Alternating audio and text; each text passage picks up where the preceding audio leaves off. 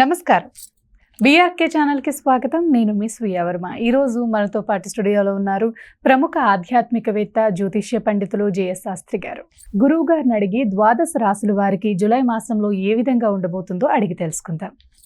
నమస్కారం గురుగారు. నమస్కారం అమ్మ. శ్రీ గురుభ్యో నమః.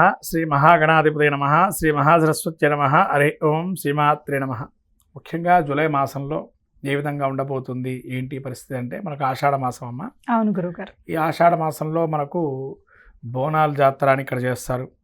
గురు పౌర్ణిమ, తొలి ఏకాదశి, అట్లనే జగన్నాథ రథయాత్ర, ఇలా రకరకాల పండుగల సమూహమే ఆషాఢ మాసం. చాలా మహత్తరమైనటువంటిది ఆషాఢ మాసం. ఎందుకంటే ఒక్కొక్క పండుగ ఒక విశేషమైనది. ఎందుకంటే మీకు చూసినట్టయితే వారాహి నవరాత్రులు కూడా ఇలా అన్నీ కలుపుకున్న మాసమే ఈ జూలై మాసము. కాబట్టి ఈ జూలై మాసంలో దేవీ దేవతారాధన దీక్షాక్రమం ప్రారంభమయ్యేది కూడా ఈ మాసంలో నుంచే. కాబట్టి ఈ మాసంలో అందరూ కూడా నియమనిష్టలతో ధ్యాన ఆ యొక్క ఏదైతే దేవతలని ఆరాధనా క్రమంలో వాడుకుంటారో, అంటే ఇక్కడి నుంచి ఇంకా ఒక దేవతను ఆరాధన మొదలు పెట్టుకుంటే మళ్ళీ మన ఉత్తరాయణ పుణ్యకాలం వచ్చేదాకా అదే దేవత ఆరాధనిస్తూ అట్లానే ధ్యానిస్తూ ఉంటే కనుక ఖచ్చితంగా ఫలితం ఉంటుంది.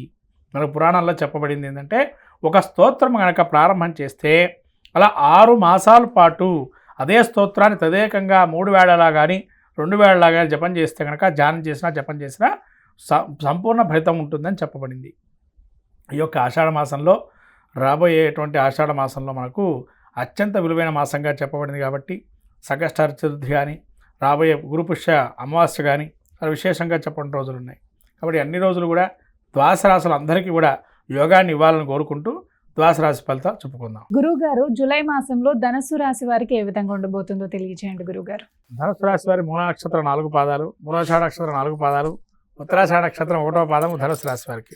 ఈ ధనుసు రాశి వారి యొక్క గ్రస్థి చూసినట్టయితే తృతీయంలో రాహు, చతుర్థమందు శని వక్రగమనం, అలాగే శుక్రుడు 6లో ఉండడం, సప్తమంలో రవిగురులు, అష్టమంలో బుధుడు, ఈ యొక్క 9లో కుజకేతులు. ఇటువంటి గ్రహస్థితి చూసినట్టయితే ముఖ్యంగా తృతీయంలో రాహు ఉన్నాడు. కాబట్టి పెద్దల్ని గౌరవించడం కానీ సహకార వర్గం కానీ ఎక్కువగా ఉండడం, సహకరించే వారు ఎక్కువగా ఉండడం, తద్వారా వీళ్ళు ప్రతి విషయాన్ని కూడా ఇంకా విస్తరణకి లోనయ్యే అవకాశం ఎక్కువగా ఉంటుంది. వ్యాపారంలో కావచ్చు, వృత్తిరీత్యా కానీ. అలానే 3లో రాహు ఉండడం వల్ల వీళ్ళు సపోర్టింగ్ రోల్ ఎక్కువగా ఉంటుంది. తద్వారా వీళ్ళు ఏ కార్యమైనా సాధించగల శక్తి సామర్థ్యం ఉన్న వాళ్ళు ఉంటారు. కాలానుగుణంగా వెళ్ళటం మంచిదన్న భావనలో ఉంటారు. తర్వాత శని వక్రగమనం కాకుండా చతుర్థంలో ఉన్నాడు. కాబట్టి ఇదివరకు ఆ చతుర్థమైన ఫలితాలు మళ్ళీ పూర్వార్ధం అంటే 13వ తారీఖు వరకు అటువంటి ఫలితాలు ఇస్తాడు. కాబట్టి శని చతుర్థ స్థానం ముందు ఉండడం వల్ల అర్ధాష్టమ శని వల్ల కంటక శని అంటే కంఠం దాకా వచ్చేదాకా కష్టాన్ని ఓర్చుకుని ఉంటారు. తద్వారా మళ్ళీ దాన్ని ఉపశమిస్తారు కూడా వక్రగమనం ప్రారంభమైన తర్వాత. అట్లాగే శుక్రుడు 6లో ఉన్నాడు. కాబట్టి ఏదైనా మొదలు పెడితే స్త్రీకే ద్వేషం చెప్తాం. వీళ్ళ జాతకంలో ఈ యొక్క గోచారీత్యా 6లో శుక్రుడు ఉన్నంత కాలం కొంతవరకు స్తబ్దుగా ఉంటుంది, లేకపోతే స్త్రీ వల్ల కొన్ని ఇబ్బందులు పడే అవకాశం ఉంటుంది. అలా సప్తమంలో రవిగురు ఉన్నారు. మాట్లాడే ధోరణి ఏదైతే దర్పం అహంకారంతో ఉండకుండా ఉన్న మంచిది. గురువు సప్తమంలో ఉన్నాడు కాబట్టి దాన్ని ఎట్లయినా డెమాలిష్ చేస్తాడంటే దాన్ని డామినేషన్ చేస్తాడు. తద్వారా గురువు రవులు ఉండడం వల్ల రాజ సమానమైన గౌరవాన్ని పొందడం, తద్వారా వృత్తిరీత్యా అంతా మంచి ఫలితాలు ఉంటాయి. అష్టమంలో బుధుడు ఉండడం వల్ల కూడా మంచి నైపుణ్యత, కళారంగాల్లో రాణించడం. అలానే వీళ్ళు బుధుడు అష్టమంలో ఉండడం వల్ల ముఖ్యంగా ఎక్కువగా ఉపన్యాస ధోరణి కానీ, ఏ విధంగా మనం ముందరకెళ్తే ఆలోచన జ్ఞానం కానీ, యోచన కానీ, ఆలోచన పరత్వం అనేది పెరిగే అవకాశం ఉంటుంది. కుజకేతువులు వీళ్ళకి 9లో ఉన్నారు. కాబట్టి కొంతవరకు ఈ 9లో కుజుడున్నాడు. అదృష్టం తలుపు తడుతుంటే మధ్యలో ఆపే పరిస్థితి కేతు ఉంటాడు. అంటే మనం ముందరికి వెళ్తుంటాం, మళ్ళీ వెనక్కి వస్తూ ఉంటాం. ఇటువంటి ధోరణితో మనస్సు ఇబ్బందికరంగా ఉంటుంది కుజకేతుల కలయిక. ఇలా 9లో కుజుడు ఉండటం వల్ల కూడా కొంతవరకు అసౌకర్యాన్ని, ధన నష్టం కానీ, లేకపోతే దొంగల బెడత కానీ, అగ్ని ప్రమాదాలు కానీ, అట్లానే ఇవి జరిగే ప్రమాదాలు కొన్ని ఉంటాయి. కేతు కూడా 9లో ఉన్నాడు. కాబట్టి జ్ఞానం, వైరాగ్యం వాటి బాగా యోగిస్తాయి. తద్వారా కథా కాలక్షేపాలతో చాలా అద్భుతంగా వీళ్ళు దాన్ని మర్చిపోయే అవకాశం కూడా ఉంటుంది. ఇలా పురాణ యాత్రా విషయాలు కూడా అద్భుతంగా వీళ్ళకు రాణించే అవకాశం ఉంటుంది. యజ్ఞాది కృతువులు కానీ, అయితే ఒక మొండి వైఖరితో ఉండే ఏ లక్షణాలు ఉంటాయో వాటి నుంచి బయటపడటానికి కొన్ని మార్గాలు ఎంచుకునే ప్రయత్నం చేయాలి.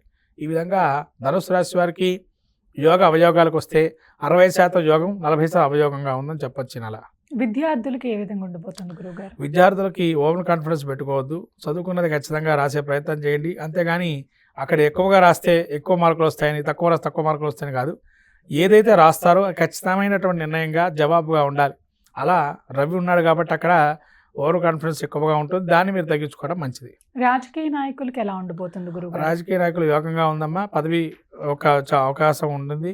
ఏదో ఒక పదవి కానీ లేదా వాళ్ళకి ఆశ చూపటం కానీ, తద్వారా మంచి విషయాలు వాళ్ళకి ఇంకా ఎక్కువగా స్కోప్ ఉంది. గురువు ఇంకా యోగాన్ని ఇస్తున్నాడు సప్తమ స్థానం నుండి.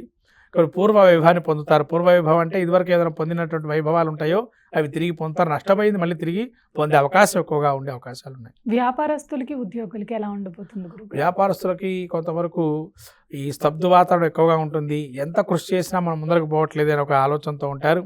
అట్లానే ఉద్యోగస్తులకు కూడా ఎంత చేసినా మనకు గుర్తింపు లేకపోతుందే, 200 సార్లు కష్టపడతారు కానీ రాణింపు గుర్తింపు ఉండదు. ఇక స్థానచలనం చేద్దామన్న ఆలోచనతో మనసులో విసిరాటుతో ఉంటారు. పెళ్లి కావాల్సిన వధూవరులకు పెళ్ళే అవకాశం ఉందా గురుగారు? యోగదాయకం గురువు యోగాన్ని ఇస్తున్నాడు. కాకపోతే జన్మ జాతకంలో కూడా దశాంతర దశలను బట్టి ఉంటుంది. ఇక్కడైతే మాత్రం యోగదాయకంగా ఉంది. శని కూడా యుగప్రదంగా ఉంటున్నారు వీళ్ళకి రాబోయేటువంటి వక్రగమనం వల్ల. కానీ శని గురువుల బలం ఉంది ధనుసు రాశి వారికి. అంటే పూర్తిగా చెప్పాలంటే యోగదాయకంగానే ఉంది ఈ యొక్క మాసం. ఇక జన్మ జాతకాన్ని బట్టి వివాహానికి ముందుకెళ్ళే అవకాశం ఉంటుంది. ఎటువంటి పరిష్కారాలు చేసుకుంటే మంచి జరుగుతుంది గురువుగారు? వీళ్ళు ముఖ్యంగా పరిష్కార మార్గంలో సుబ్రహ్మణ్య స్వామి క్షేత్ర దర్శనం కానీ, అక్కడ విభూతితో అభిషేకం చేసుకోవటం కానీ, కరావలంబ స్తోత్రం కానీ, సుబ్రహ్మణ్య కవచం కానీ, గణపతి స్తోత్రం కానీ చేసుకుంటే మంచి ఫలితాలు ఉంటాయి. మొత్తం మీదమ్మా నవగ్రహాలు మనం చూసుకున్నట్లయితే ఈ యొక్క గ్రహాలు మొత్తం మీద ద్వాదశ రాశుల వారికి ఎటువంటి ఫలితాలు ఉంటాయో మనం చెప్పుకున్నాం. కానీ ఏంటంటే ప్రతి ఒక్కరికి ఒక సందేహం ఉంటుంది.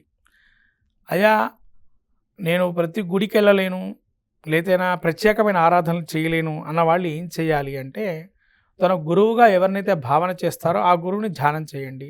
ద్వాదశ రాశులు అందరూ కూడా. అట్లాగే శివాయ గురవే నమః, శివుడే గురువు అందరికీ. శివుణ్ణి ధ్యానిస్తుండండి. శివునికి తదేకంగా అభిషేకం చేసుకోండి. తద్వారా యోగాన్ని పొందండి. అట్లాగే ఎవరైనా కూడా నవగ్రహ గ్రహపీడార స్తోత్రం కానీ వినండి.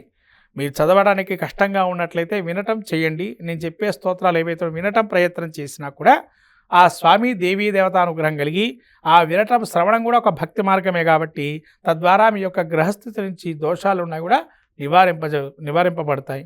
తద్వారా మీ యొక్క ఏదైతే కార్యక్రమాలు ఉన్నాయో అవి మళ్ళీ మంచిగా ముందుకెళ్ళే అవకాశం ఉంటుంది.